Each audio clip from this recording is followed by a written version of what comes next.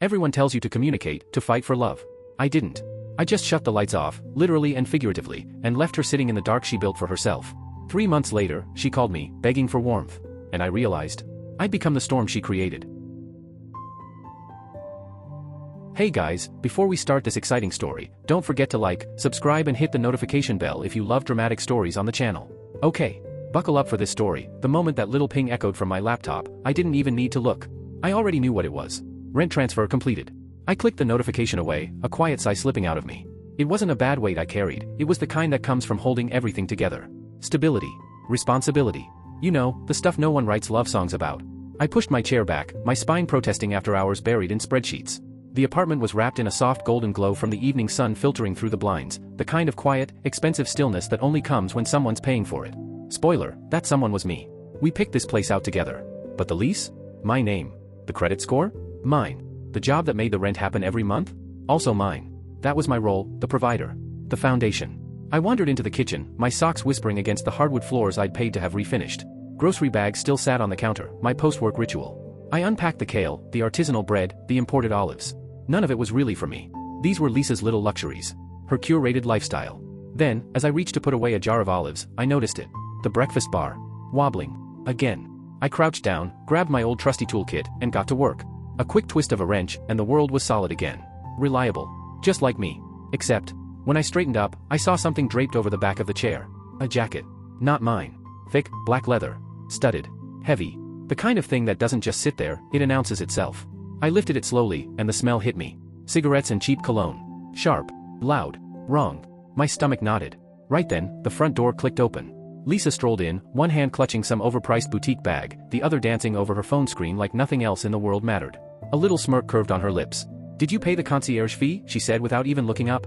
"And make sure there's enough in the joint account for my Pilates class tomorrow. I don't want an overdraft." I transferred that money last week. I held the jacket up between us. "Handled," I said. "But whose is this?" Her eyes flicked toward the jacket for a heartbeat, then back to her screen. No shock. No guilt. Just annoyance. "Oh, that," she waved it off, the fake diamonds on her ring sparkling under the kitchen light. "It's Chad's. He left it here last night." Chad. The name hit like a sucker punch. I'd heard it before. One of her new gym friends. I repeated it slowly, flat as a dead signal. He left it here last night.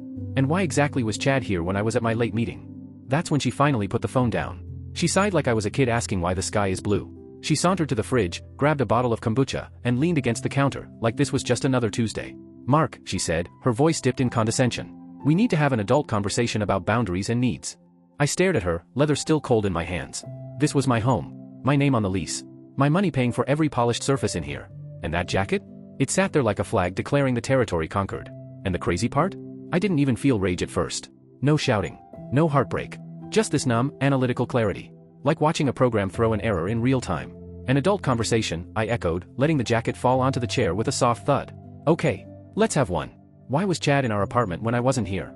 She took a slow sip, stalling, then set the bottle down with this little click, like a period at the end of a practiced speech. "Mark," she began, voice syrupy and smug. "I was hoping you'd be smart enough to get the dynamic without me having to explain it."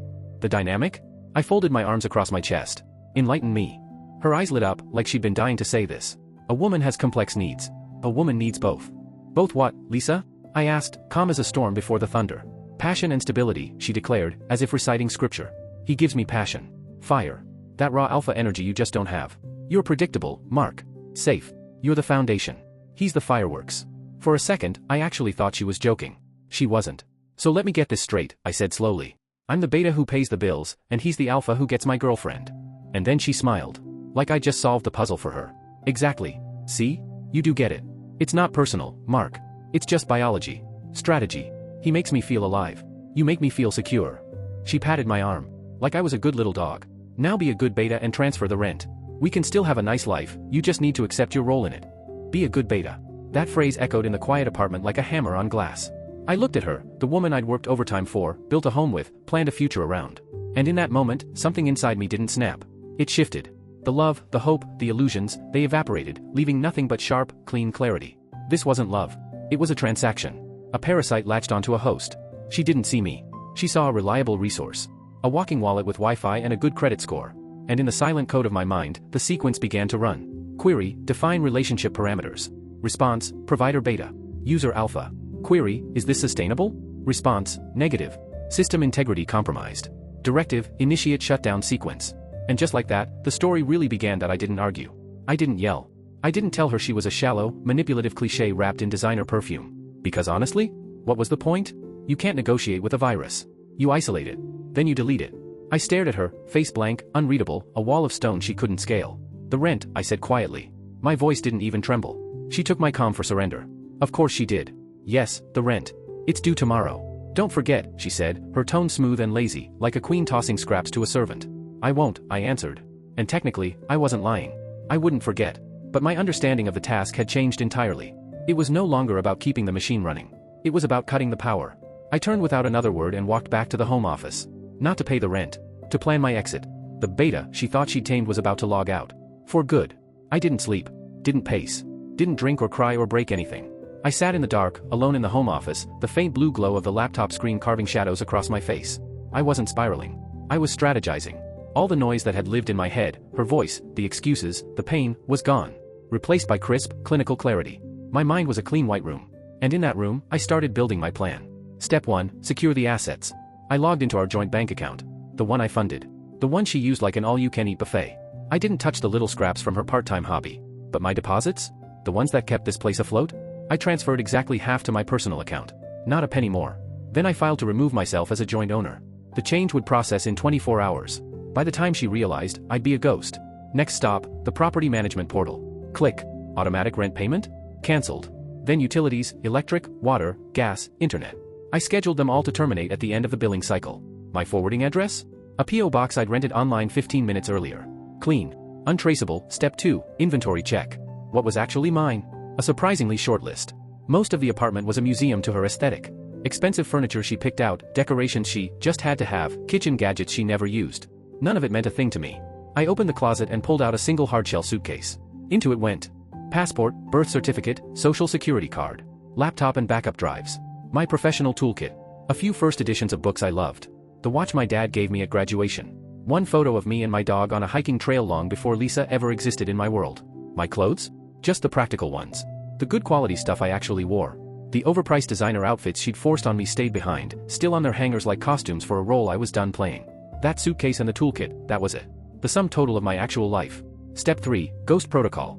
Dawn crept through the blinds, pale and quiet. I did one last sweep. Deleted my profiles from all the shared streaming services. Changed passwords on every account in my name. Forwarded mail to the P.O. box. On the kitchen counter, I left the key to that box in a small envelope. No note. No explanation. She didn't deserve a goodbye. She'd already given me hers, disguised as biology and strategy. I walked to the front door, suitcase in one hand, toolkit in the other. Took one last look around. The apartment looked flawless, cold, modern, curated. And on that stupid designer chair? His leather jacket was still slung over it. Like a trophy. This wasn't a home. It was a stage. And I was done being a prop. The foundation is withdrawing, I thought. Let's see how the structure holds. I closed the door behind me. The lock clicked softly. Final. No hesitation. No backward glance. Down the elevator. Into the garage. I placed my suitcase in the trunk and started the car. As the sun stretched over the skyline, I didn't feel anger. Or grief. Just clean, wide emptiness. Not the hollow kind. The fresh, untouched kind. For the first time in years, the silence in the car didn't feel heavy.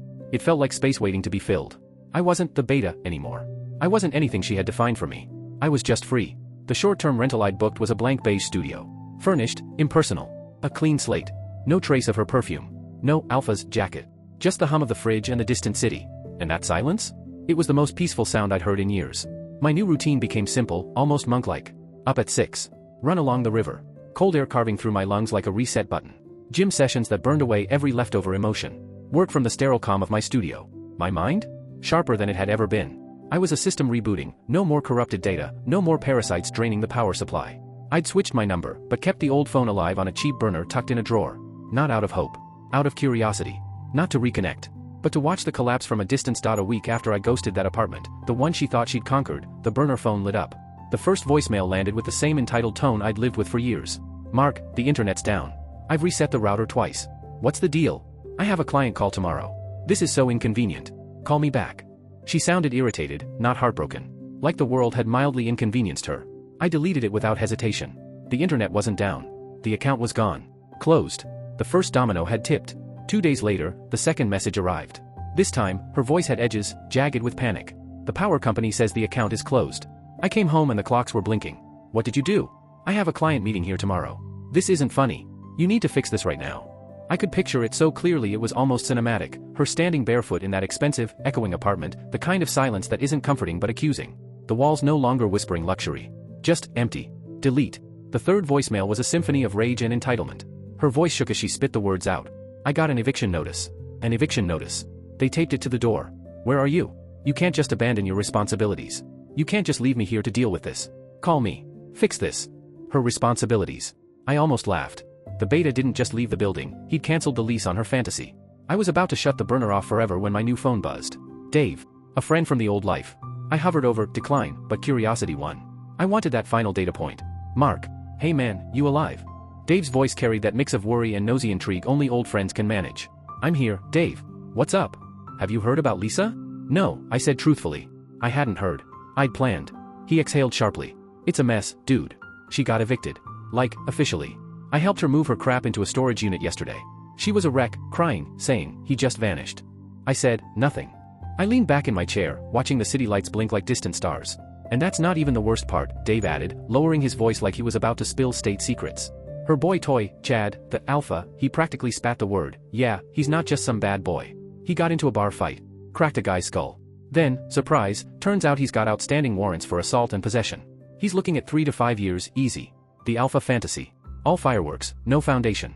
And now? Steel bars. Court dates. Prison time. Dave hesitated. Aren't you? I don't know. Sorry for her? A little? I looked around at my little beige studio. No perfume hanging in the air. No leather jacket thrown over a chair. Just clean silence. The kind that feels like oxygen. I thought of the eviction. The panic. The prison cell. The empire she built on ego collapsing like a house of cards in a breeze. She made her choice, I said evenly. She valued his traits. Now she has them permanently. Dave didn't know what to say. But I did. I hung up. Picked up the burner. Played her 3 messages one last time. The entitlement. The panic. The rage. Like a perfect little symphony of consequences. Then I turned the phone off. Pulled out the SIM card. Snap. Just like that, the last tie to that chapter of my life broke cleanly in half. No more foundation. No more parasite. No more alpha fantasies. Only silence. And me. Exactly where I chose to be. 3 months to the day since I walked out of that cold, curated apartment, I stood in a place that was entirely mine. No stage decor. No performance lighting. No invisible weight pressing on my chest. My new apartment wasn't just a box with 4 walls, it was a quiet fortress. A view of the park stretched out beyond the windows, my books lined the shelves in careful, intentional rows, and the furniture was exactly what I wanted, simple, functional, and real. I was hanging a framed vintage map, a topo of a mountain range I'd been dreaming about hiking next summer, when my phone buzzed on the counter. Unknown number. Normally, I would have ignored it. But I was waiting for a client's call, so I swiped to answer. Mark speaking. For a moment, all I heard was static, thin, crackling, the kind that always sounds like it's carrying a storm with it. Then a whisper, ragged and torn to shreds.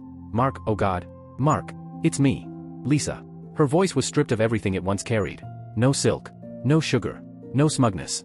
Just desperation, raw, shaking, hollow. I didn't hang up. I didn't feel hate or joy. Just a detached, clinical curiosity. This was the final data point. What do you need, Lisa? I asked, steady and detached. The tone I reserve for spam calls. She broke. A sob clawed its way out of her chest, jagged and ugly. I need you. I need you back. I was stupid. I get it now. You were the rock. You were the good one. You were the stable one. She wasn't apologizing. She wasn't reflecting. She was recruiting. She wanted her utility back. Her provider. Her fallback. I could have given her a speech. I could have unloaded everything I'd carried for years. But venom takes energy, and she wasn't worth even a drop of it.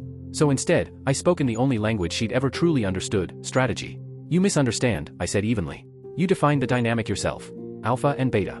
The beta's function was to provide stability and ensure survival. She latched onto that like a drowning person grabbing a lifeboat. Yes, she sobbed, and I need that. I need you. I'm living in my car. Chad's in prison. I have nowhere else to go. Her voice was a tidal wave of desperation. But I was bedrock. No, I said simply. The single word cut clean. You failed the premise. You aligned with a variable that caused systemic collapse. The beta's purpose is nullified. Silence. Not peaceful. Stunned. The rush of traffic filled the gap as she struggled to process that this wasn't a negotiation. What? What are you saying? She whispered, voice shaking. I'm stating a fact, I replied. Calm. Cold. Final. You didn't survive the system you built. The program is terminated. She gasped sharply, a sound somewhere between rage and terror. Then the mask finally cracked. You're actually a monster, she spat. You're just going to leave me like this? The hypocrisy was breathtaking. She'd left me the second she decided I was a role, not a person. A wallet. A roof. A quiet foundation to stand on while she played with fire. And now that the flames had burned her? I was the monster for not running in with a bucket of water. No, I said softly. I'm just a realist. Goodbye, Lisa. And I ended the call. No dramatic flourish. No righteous monologue. Just the quiet, definitive click of a line going dead. The sun was setting outside, streaking the park in soft golds and deep violets.